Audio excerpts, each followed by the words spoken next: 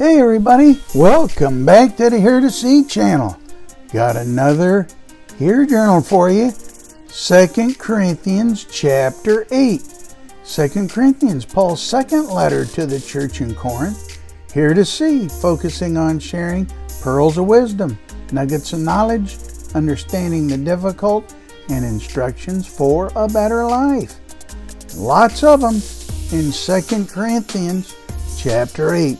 We're reading a chapter of 2 Corinthians each day and doing a Here Journal, which is a method that many find edifying to their relationship with the Lord. Check out replicate.org. Now, let's read and listen to 2 Corinthians chapter 8 in the New Living Translation, and then I'll share my Here Journal with you. Chapter 8. A Call to Generous Giving. Now I want you to know, dear brothers and sisters, what God in His kindness has done through the churches in Macedonia.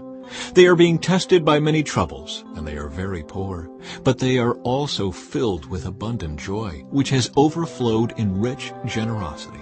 For I can testify that they gave not only what they could afford, but far more, and they did it of their own free will. They begged us again and again for the privilege of sharing in the gift for the believers in Jerusalem. They even did more than we had hoped, for their first action was to give themselves to the Lord and to us, just as God wanted them to do. So we have urged Titus, who encouraged your giving in the first place, to return to you and encourage you to finish this ministry of giving. Since you excel in so many ways, in your faith, your gifted speakers, your knowledge, your enthusiasm, and your love from us, I want you to excel also in this gracious act of giving. I am not commanding you to do this, but I am testing how genuine your love is by comparing it with the eagerness of the other churches. You know the generous grace of our Lord Jesus Christ. Though He was rich, yet for your sakes He became poor, so that by His poverty He could make you rich. Here is my advice. It would be good for you to finish what you started a year ago. Last year, you were the first who wanted to give, and you were the first to begin doing it. Now you should finish what you started. Let the eagerness you showed in the beginning be matched now by your giving. Give in proportion to what you have. Whatever you give is acceptable if you give it eagerly, and give according to what you have, not what you don't have.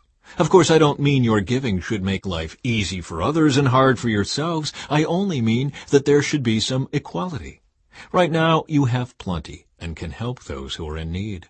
Later, they will have plenty and can share with you when you need it. In this way, things will be equal.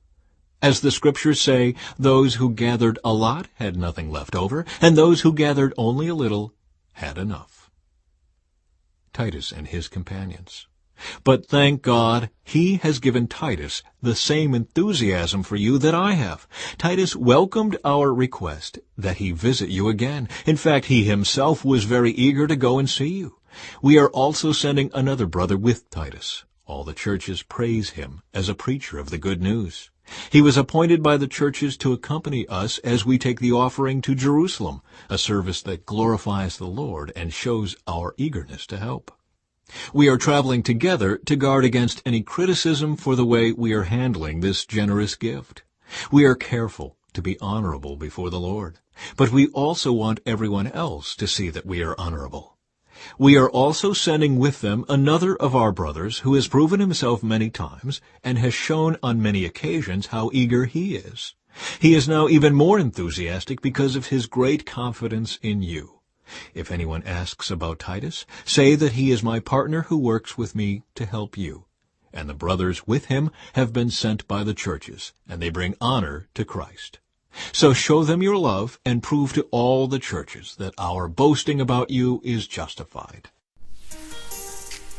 All right, that was 2 Corinthians chapter 8 in the New Living Translation.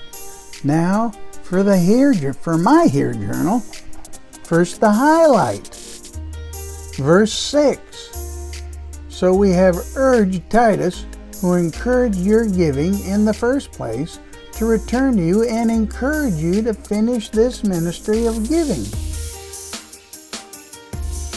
Since you excel in so many ways, in your faith, your gifted speakers, your knowledge, your enthusiasm, and your love from us, I want you to excel also in this gracious act of giving. So what's my explanation?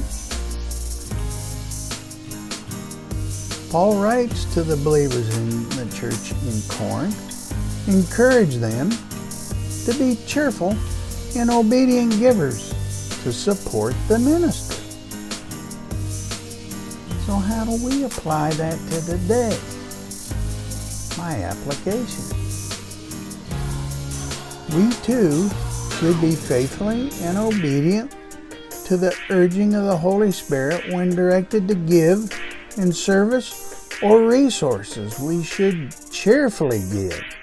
Luke 6:38 says, give it and it will be given to you. Good measure, pressed down, shaken together, running over, will be put into your lap.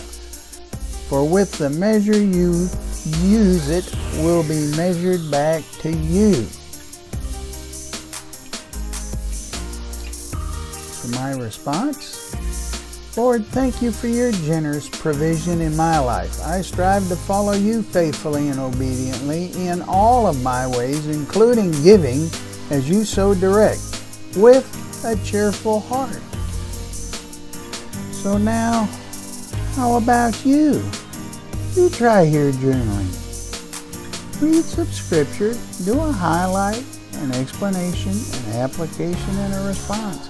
Don't be discouraged. You'll be glad you did. He won't let you down. Comment below. Share your experiences. Are you reading through 2 Corinthians with us? And if you don't know Jesus as Savior, read the Gospel of John chapter 3 to learn about forgiveness. And talk to God about it. Talk to God about anything. He loves you. He really, really does. See you in the next chapter.